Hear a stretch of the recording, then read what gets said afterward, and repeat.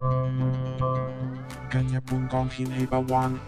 天文台表示，一個廣闊低壓區為呂宋鄰近海域帶嚟不穩定天氣，預料該低壓區會喺未來一兩日喺南海中部有所發展，較大機會會喺本週後期移向海南島同廣東西部一帶。天文台仍然未有熱帶氣旋移動路徑預測，不過美國全球預報系統最新預測將會喺星期一至星期二進入南海，隨後往北方移動，靠近廣東沿岸，至到星期五最接近香港。歐洲中期天氣預報中心同埋德國氣象局就預測，熱帶氣旋移近廣東沿岸，但係移動路徑同預測強度稍為不同，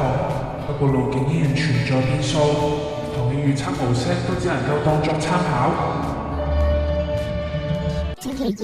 進入南海，隨後往北方移動，靠近廣東沿岸，至到星期五最接近香港。歐洲中期天氣預報中心同埋德國氣象局就預測，熱帶氣旋移近廣東沿岸，但係移動路徑同預測強度稍為不同，不過路徑依然存在變數，唔同嘅預測模式都只能夠當作參考。星期二進入南海，隨後往北方移動，靠近廣東沿岸，至到星期五最接近香港。歐洲中期天氣預報中心同埋德國氣象局就預測，熱帶氣旋移近廣東沿岸，但係移動路徑同預測強度稍為不同，不過路徑依然存在變數，唔同嘅預測模式都只能夠當作參考。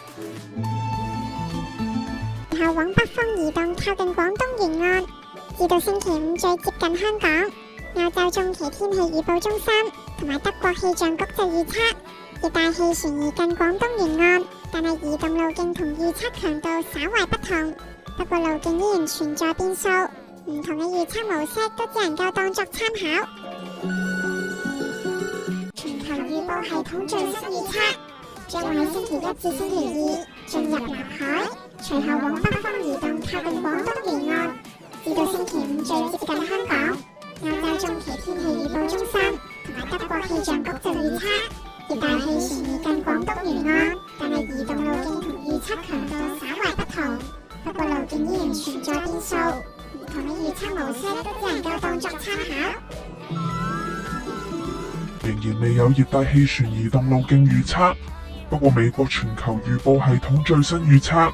將會喺星期一至星期二進入南海，隨後往北方移動，靠近廣東沿岸，至到星期五最接近香港。歐洲中期天氣預報中心同埋德國氣象局就預測，熱帶氣旋移近廣東沿岸，但係移動路徑同預測強度稍為不同，不過路徑依然存在變數，唔同嘅預測模式都只能夠當作參考。